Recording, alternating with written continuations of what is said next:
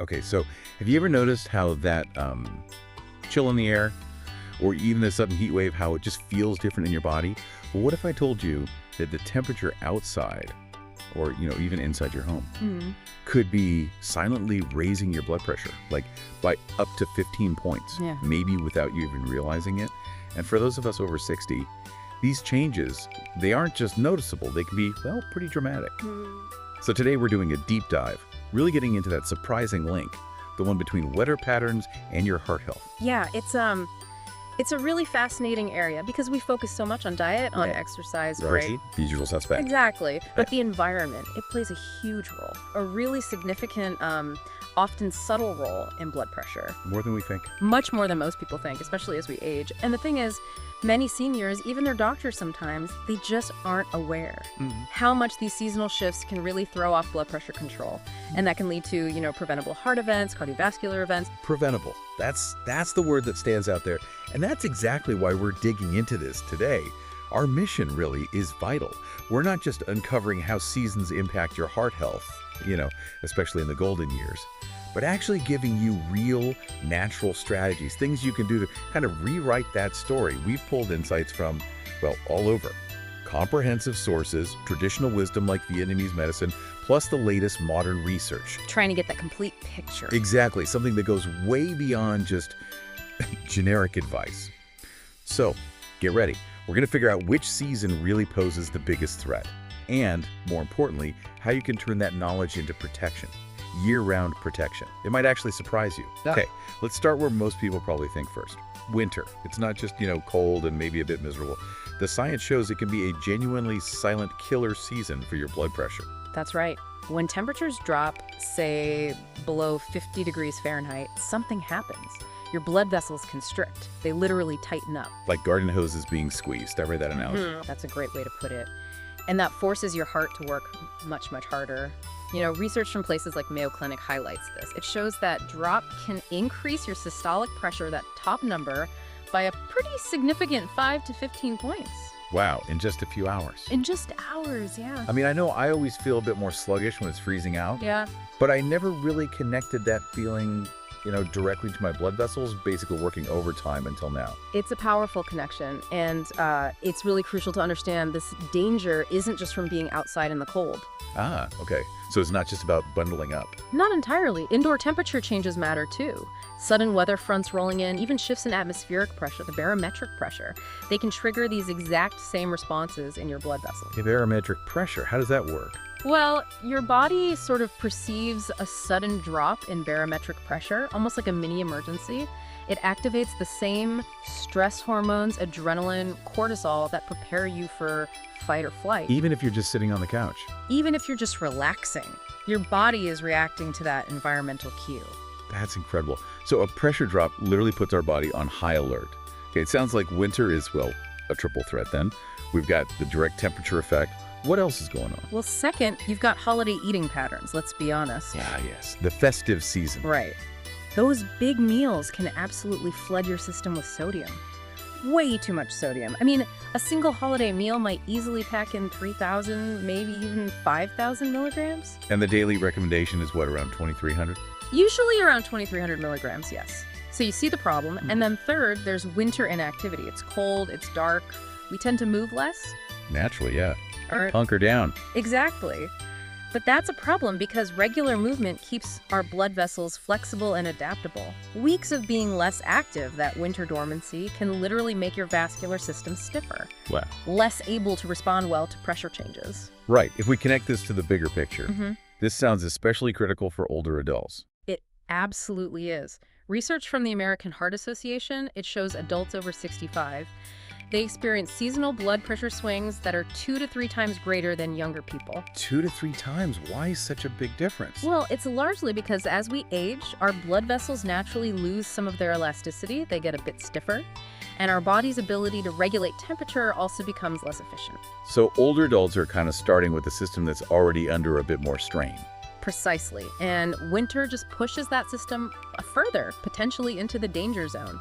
I recall this case, a 68-year-old gentleman. His blood pressure was managed beautifully, really well controlled. Okay. But when winter arrived, he kind of ignored the seasonal advice, thought, I'm fine, my meds are working. He ended up in the emergency room. A hypertensive crisis. Yeah. Life-threatening. And it was preventable. Entirely preventable if he'd adjusted for the season. That's such a powerful story.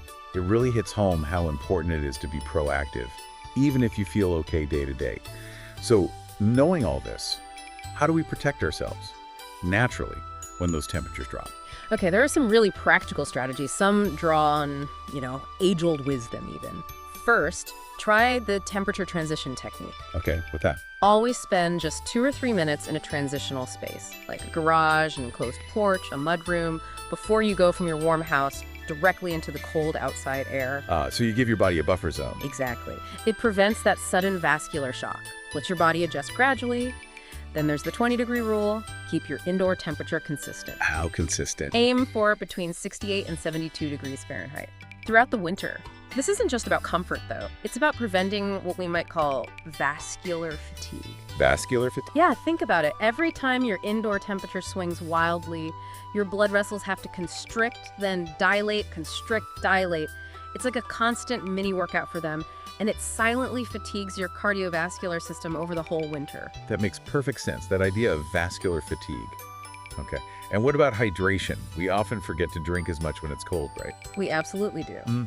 So the winter hydration protocol is key. It suggests drinking warm herbal teas, things like ginger, cinnamon, hawthorn berry, are great throughout the day.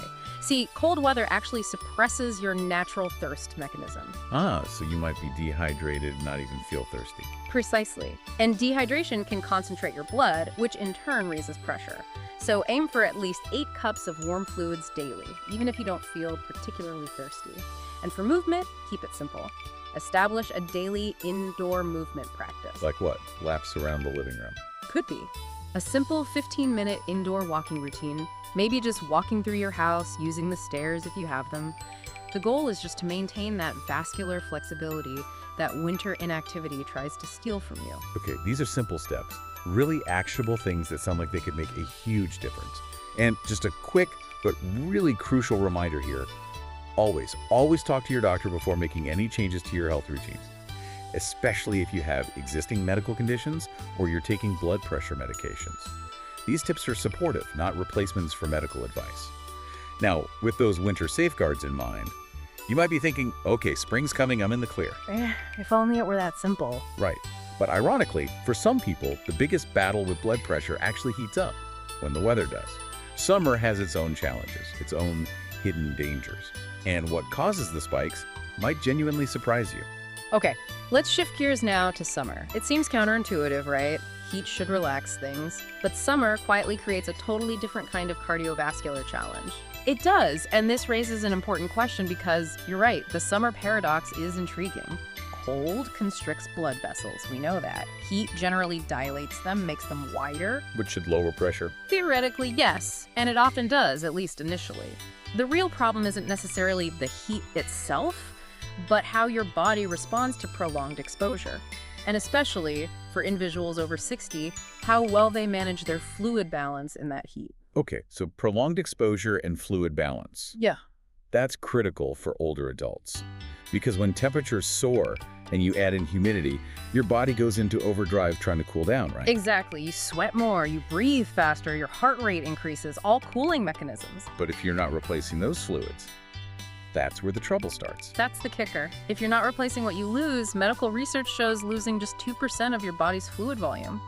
It's not very much. 2%? Yeah. Doesn't sound like a lot. It isn't, but it can significantly increase blood pressure. And for older adults, this is compounded. They often have slightly reduced kidney function, lower overall water reserves in their body. Meaning dehydration can happen faster. Faster and more dramatically. And my personal experience mirrors that too. I just don't feel thirsty the way I used to, even when I know I should be drinking more. That's a very common thing I hear. So easy to fall behind on fluids. Absolutely. I remember treating Margaret, a patient, 71 years old, loved gardening. Okay. Came to me one July, totally confused. Her usually well-controlled blood pressure had spiked way up, dangerous levels. Turns out she was losing almost 2 pounds of water weight that's mostly fluid during her morning gardening sessions. 2 pounds? Wow. Yeah. And she was only drinking maybe 1 glass of water afterward. Not nearly enough to compensate. Not even close. And this perfectly illustrates what I call the blood pressure roller coaster effect of summer. Okay, explain that roller coaster. Well, on hot days, your blood vessels dilate, right? So your BP might actually drop too low initially. That can cause dizziness, fatigue, feeling washed out. Okay, I felt that. Right, but then as evening approaches, maybe it cools down a bit. That dehydrated blood, it's actually thicker, more concentrated. And that causes your pressure to spike, sometimes quite dramatically. So low during the day, spike in the evening. That's the pattern for many. And it's particularly risky for seniors already on blood pressure meds. Those medications might be calibrated for, say, winter levels. They could cause dangerous drops during the day and then not be strong enough to control that evening spike. That makes sense. And what about our best friend in summer, air conditioning? We think it's helping us beat the heat, but could it be adding a different kind of stress? It absolutely can. Think about the constant in and out. You go from maybe 95 degrees Fahrenheit outside, very hot, straight into a building blasting AC at 68 degrees. Big difference. Huge difference. And that forces your blood vessels to rapidly constrict again. Then you go back outside, they dilate. Back inside, constrict. It creates significant cardiovascular stress, that constant rapid changing. Yeah, I could picture a typical summer day, wake up in AC, step out into the heat, get in the car with AC blasting, walk into an ice-cold grocery store. Exactly. Your system is constantly adjusting. And that's a lot of work for your heart and vessels over time. Okay, so how do we navigate this summer paradox? How do we avoid that roller coaster? Well, again, gradual adjustment helps. Our gradual temperature transition method for summer is simple. Before stepping out into intense heat, just stand in your doorway for maybe 30 seconds. Then step into the shade for another 30 seconds if possible. Just allow that gradual adjustment. Little buffer again, makes sense. And hydration. Key. Our smart hydration timing protocol advises this. Drink about 8 ounces of room temperature water first thing in the morning. Get ahead of it. Then aim for 4 to 6 ounces every hour throughout the day. Sip consistently. Room temperature water, you said? Yeah. Not ice cold. Preferably room temperature or cool, not ice cold. Ice cold drinks can actually cause a bit of vascular shock in the stomach, and sometimes, oddly, signal your body to retain water rather than hydrating tissues effectively. Interesting. I'm definitely guilty of grabbing ice cold drinks when I'm hot. Okay, what about food? Can that help? Yes, the cooling foods protocol. Incorporate naturally cooling, high water content foods. Think cucumbers, watermelon, leafy greens, celery. Coconut water is fantastic for electrolytes too. And try to avoid heavy, hot meals during the peak heat hours, usually like 11 a.m. to 4 p.m. Digestion itself generates internal heat. Good point. Keep the internal furnace lower. What about activity? Strategic activity timing is crucial. Schedule your outdoor walks, gardening errands for early morning before 9 a.m. ideally, or evening after 6 p.m. If you must be active during the heat, work in short bursts, maybe 15 minutes of activity, then take a 5-minute break in the shade or indoors to cool down. Smart. Break it up. And inside with the AC? Indoor climate management. Try setting your AC a little higher, maybe 75 to 78 degrees Fahrenheit. Use fans to circulate air, which creates a cooling effect without the extreme cold. The goal is to reduce that drastic temperature difference between inside and outside. Less shock to the system. Exactly. And finally, a summer monitoring strategy is really vital. Check your blood pressure consistently, same times each day, especially morning and evening. Keep a simple log. Note the BP, temperature, humidity, and just jot down how you feel. Why the log? Because those detailed notes will reveal your body's unique patterns in response to summer heat and humidity. Knowledge is power here. You know, this next point really made me pause and think. Have you ever noticed your energy just plummeting on a hot day? Or felt a weird kind of pressure change, even dizziness? Turns out, there's often a physiological reason linked to this BP roller coaster. The patterns you might be feeling could be following one of these profiles. Again, we have to emphasize, always consult your physician. Summer BP management often requires medication adjustments, and only your doctor can safely determine that. Okay, so we've tackled the extremes, the deep freeze of winter, the dehydrating heat of summer, but now let's zero in on spring and fall, the transition seasons. And these, maybe surprisingly, often present some of the most unpredictable and frankly dangerous blood pressure challenges, creating what we've called cardiovascular whiplash. That's a really good term for it. It's vital to grasp this. While people worry about steady cold or steady heat, It's often the rapid, unpredictable changes in spring and fall that are more impactful on your system. What kind of changes are we talking about? Think about it. You can get 40-degree temperature swings in a single week, sudden thunderstorms rolling through, dramatic shifts in humidity, and, importantly, those significant changes in barometric pressure we mentioned earlier. So it's the instability. Exactly. Your cardiovascular system is constantly trying to adapt. Day after day, week after week, it creates this chronic vascular stress that just accumulates. It's like being forced to run short, intense sprints all day long instead of a steady, predictable jog. Your system gets worn down. And it's that relentless adaptation, that constant adjustment that can eventually lead to serious problems. I heard about Robert, you mentioned him, the 66-year-old retired teacher. Yes, Robert's case is a stark example. He had a stroke, not in the dead of winter or peak summer, but during a seemingly beautiful, but actually very volatile spring week in March. That's right. That particular week had involved, I think, 2 thunderstorms, a cold front that dropped temperatures 30 degrees almost overnight. Wow. And humidity swings from maybe 30% up to 85%. His body just couldn't keep up with those constant, drastic adjustments. Sobering. And these transition seasons also mess with our internal clocks, right? The daylight shifts. They do. They disrupt our natural circadian rhythms, those daily cycles, which include natural fluctuations in blood pressure. Spring's lengthening days, for instance, can sometimes trigger higher blood pressure readings in the evening for some people, while fall's shortening days might cause surges in morning blood pressure. And why is that disruption particularly tough for seniors?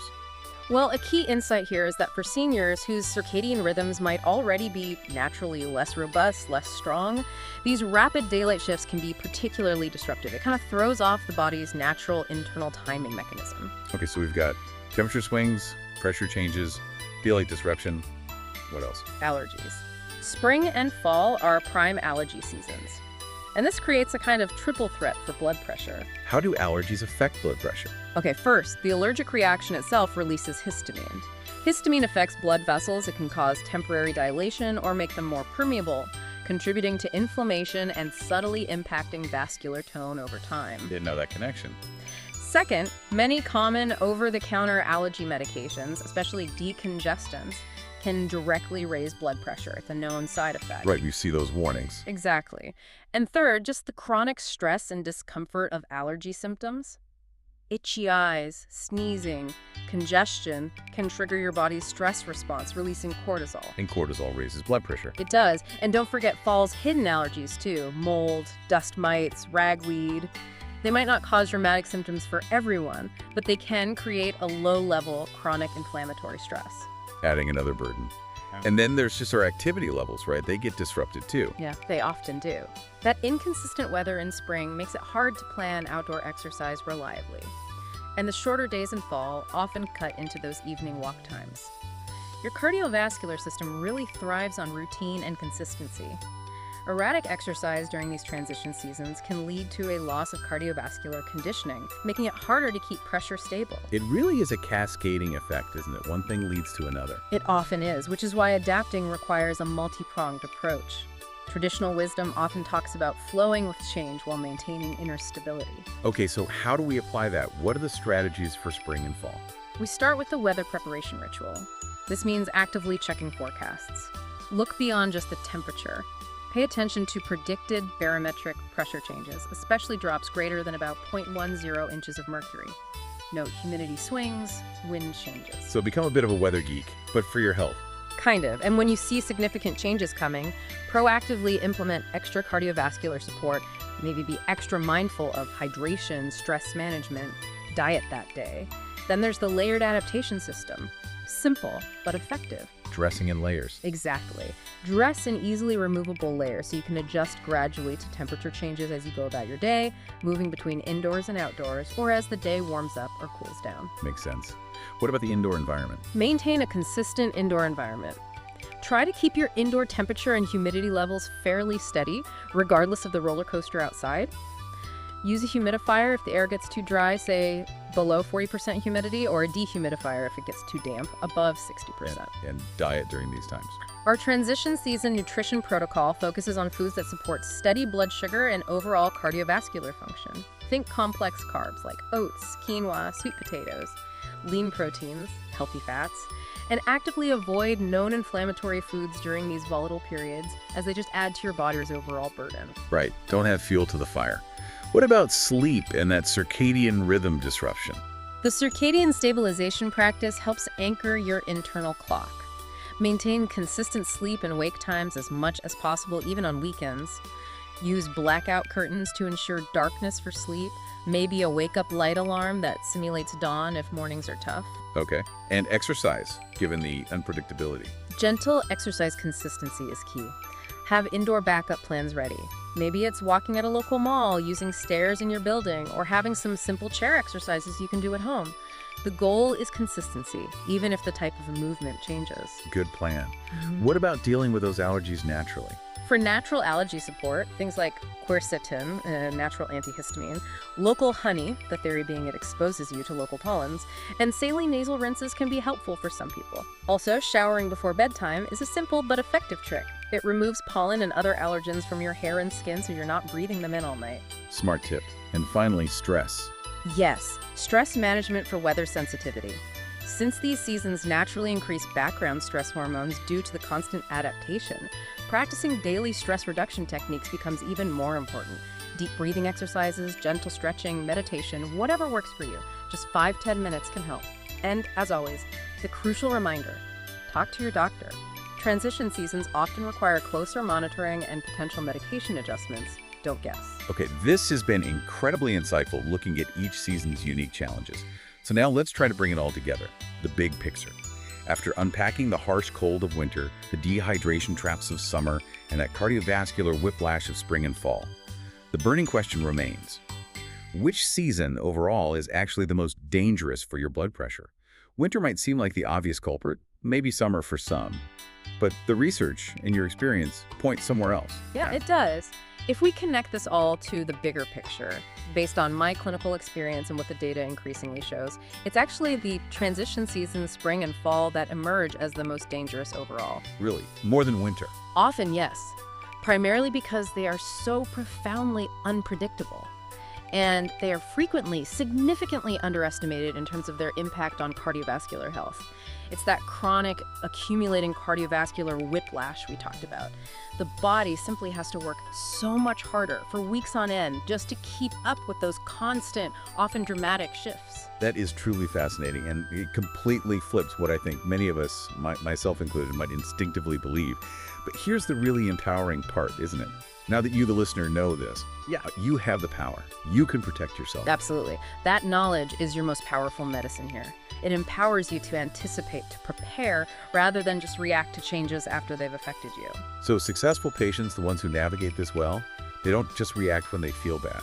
Exactly. They learn to check weather forecasts with their blood pressure specifically in mind. They adjust their daily routines slightly, maybe take it easier on a day with a big pressure drop. They use natural foods, hydration, stress management, these lifestyle modifications we've discussed, to actively support their cardiovascular system through these changes. Right. Like Margaret, the gardener you mentioned, she didn't stop gardening. No, she just adapted. She now drinks water before, during, and after gardening. She uses that detailed log to understand her body's response and anticipate potential issues, preventing the spikes. And Robert, the teacher who had the stroke during that volatile spring week. He learned to recognize the early signs his body gave him when the weather was shifting rapidly. And he now uses specific breathing techniques and stress management tools to help his system adapt more smoothly to those atmospheric shifts, rather than being caught completely off guard by them. So what does this all mean for you listening right now? How do you start? The advice is, start today. Doesn't matter what season it is right now. Begin by keeping that simple log we mentioned. Daily blood pressure readings, morning and evening if possible. And alongside it, just note the basic weather. Temperature, maybe humidity. Was there a big storm or pressure change? Do that consistently for just 2 weeks. You'll likely start seeing patterns that will amaze you. Patterns specific to you. The self-awareness is the foundation. Exactly. Then, maybe choose just one strategy for each season section we discussed today. One thing that really resonated with you that feels doable. And commit to implementing just that one thing consistently. Small, consistent actions build up. They create profound results over time. It's not about doing everything perfectly at once. It's about starting and being consistent. Absolutely. So, maybe a final thought to leave you with. Every single season brings both challenges, yes, but also opportunities for your health. When you understand these seasonal patterns, these environmental influences, and you prepare accordingly, you transform. You go from feeling like you're at the mercy of weather changes to feeling empowered by your knowledge of them. Your healthiest seasons truly are ahead of you. Now you have a much better idea of how to make sure of it. Well said. And one final crucial reminder, as we've emphasized throughout this entire deep dive, always consult your doctor before making any health decisions or any adjustments to your current medical plan or medications. This information is for educational purposes to empower your conversations with your healthcare provider.